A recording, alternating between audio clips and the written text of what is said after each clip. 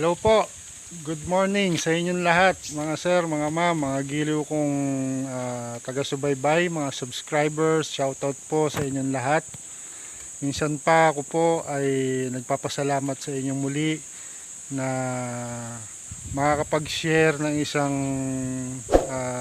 technique kung paano po ang magtuwid ng isang kahoy.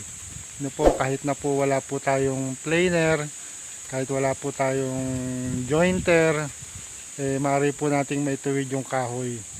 So sa umaga pong ito ay papakita ko po sa inyo isang simple lang, no? Hindi po natin kailangang pahirapin, no? Kung wala po tayong planer, kung wala po tayong jointer machine, no, kahit yung portable, ay maaari po nating tuwirin yung kahoy basta medyo maiksi lang. Kung mahaba pwede rin naman, kaya lang medyo mahirap. So papakita ko po sa inyo kung paano po ang gagawin ko, kung paano ko po itutuwid, kasi gagawa po ako ng hamba sa bintana, no? At lalagyan po ito ng salamin. So ito po, narito po. So ito na po yung mga materyales na gagamitin ko. Hindi ko na po pinakita, no? Tinistis ko po ito. Hinati ko po siya sa dalawa, sa gitna. So ganyan po yan ng una. At kung mapapansin po ninyo, ay yung edge niya rough pa po yan. Hindi pa po siya finish. So paano po ang gagawin natin kung sisipatin natin yan? No, hindi po siya diretso. Nakikita niyo po ba? So hindi siya diretso kasi galing siya sa pagiging rough. Ano po? So ganito po ang gawin ninyo para po makapagtuwid kayo ng kahoy. So nakita niyo po, di po ba? Ayan. So hindi po siya diretso yung mga kahoy na gagamitin ko, kasi hindi na po kami bumili ng kahoy, no? Ito na lang po yung gagamitin na mga rough na nandito. So hinati ko po siya sa gitna. So meron po akong isang ginawang guide na sa tingin ko po ay tuwid naman siya, no? Ito po yung gagawin kong guide. Ayan, ang gagawin ko po ay ipapatong lang po natin to dito. Patong nyo po ito dito.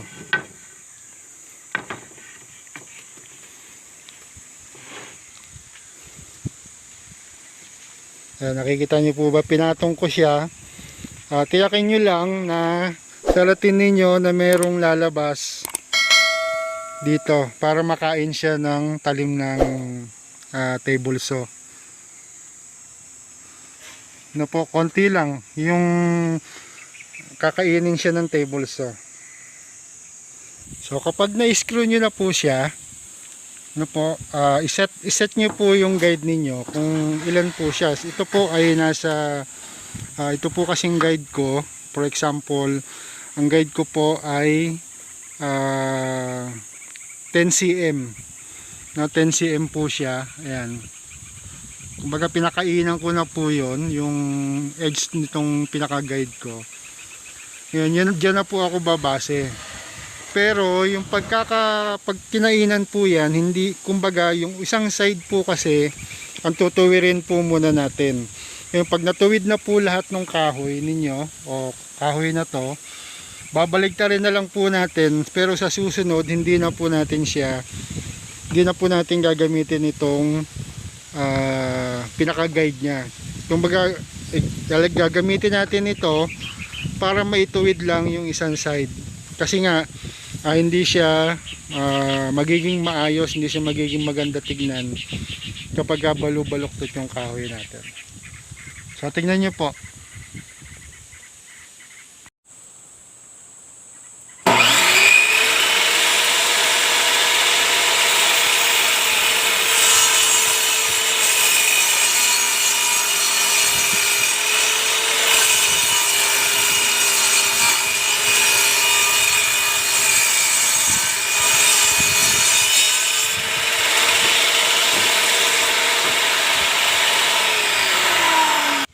So ayan po yung kinalabasan. So nawala na po yung pinaka wrap niya na po, makinis na po siya at naituwid na rin po natin. So, nakikita niyo po. So pagka natapos na po lahat ito, isusubo ko naman po siya mamaya na hindi na po kasama itong guide na to. So meron na po tayong tuwid na kahoy. So ito po yung paraan para po makagawa tayo ng isang diretsyo, kasi lalo na pagka sayang kasi yung mga kahoy, no, na gagamitin. Kung bibilin po natin sa hardware to is mahal na rin po magpatistis ngayon, at mahal din po kadalasan pag bibili tayo sa hardware, balubaluktot pa rin po siya. So sa pamamagitan po nito, wala po kayong table saw, kung meron po kayong circular saw, ilagay nyo po gumawa po kayong lamesa, ilagay po ninyo sa ilalim. So at gawan ninyo ng guide. Magagamit nyo rin po ang technique na to sa kahit sa plywood, no po, kahit mahaba po yung plywood, kumuha lang kayo ng plywood na guide o isang basta matuwid na magiging guide ninyo. Kung yung plywood na gagamitin ninyo ay balubaluktot, pwede nyo po siyang gawing ganito. So make sure lang po na yung sukat na gagawin ninyo ay hindi po maapektuhan. Kumbaga may allowance po siya para po sa final cutting ninyo.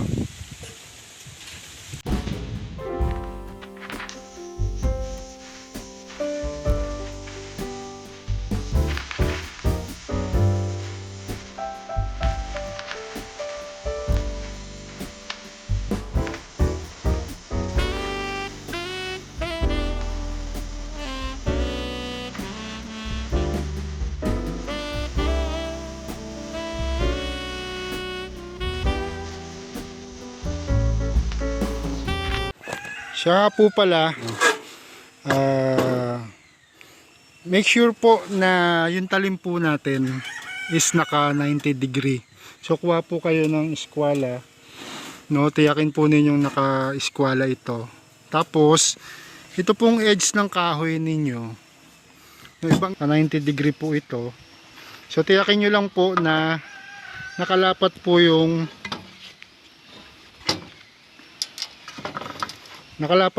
kahoy ninyo doon sa guide, no, hindi po siya nakatabingi, so dapat siya nakalapat siyang ganun. So kung mapapansin po ninyo,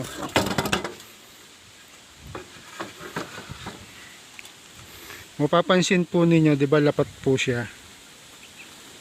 Ayan, so ibig sabihin yan, tuwid na po yung kahoy natin, tuwid na po yung tinistis natin na yan. So pagdaan yan dyan, so nakikita nyo po, nakalapat po siya sa guide.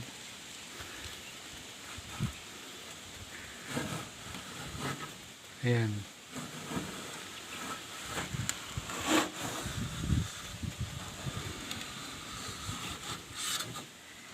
So yun po ang technique. Yun po ang tips na mai-share ko sa inyo kung paano po magtuwid ng isang kahoy. Okay, tips po ulit, no? Kapag po ganitong magtitistis kayo, unahin po lagi natin yung safety ng ating mga kamay, kasi wala po itong mabibili sa Divisoria, sa Quiapo, sa Baclaran. No po, sa pagtitistis po, dapat po presence of mind ang kailangan natin. So kung meron po kayong ganito, maaari po ninyo itong gamitin, no, na pantulak, or gumawa po kayo ng kahoy. Ito po kasi nasira, so pwede po ninyong i-tray sa kahoy, no, gayahin po ninyo, tapos itulak nyo po pagdating doon sa dulo, para po hindi po tayo maaksidente. O gamitan po natin ng mga safety, tapos magsuot po kayo ng goggles, no? Ito po ay makakatulong kasi minsan nakakapuwing po ito sa mata. So kung lalo na po doon sa mga beginner, ano po, na natatakot, basta isipin nyo lang po na magagawa nyo po ito. At isa pa nga po pala, pagdating po dito, no, yung isang side po kasi ay makinis na. So meron po siyang daan ng talim.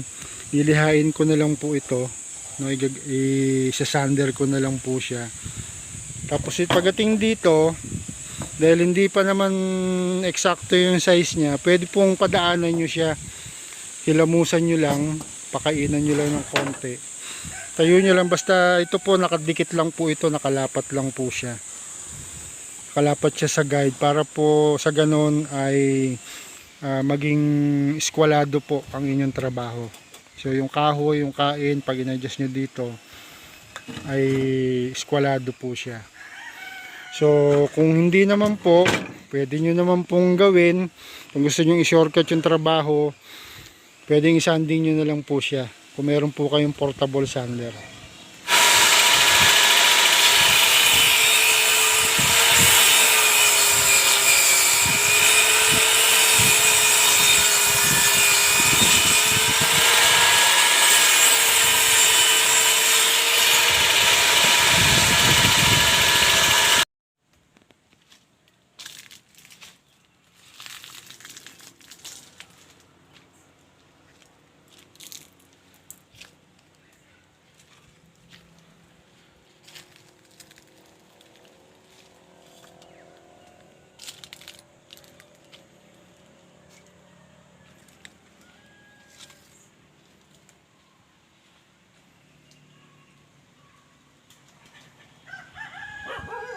So nagpapasalamat po ako sa inyong panonood sa maikling video na to. Nawa po ay nakatulong. At shout out po sa inyong lahat, sa mga giliw kong subscriber. Saludo po ako sa inyo. Salamat po sa pagsuporta. Salamat sa panonood ng aking mga video. Muli po, abangan po ninyo ang iba pang video na aking pong i-upload, iba pang mga gagawin ko para po dito. So maraming salamat. So nandito po ako sa ilalim ng puno. Ayan.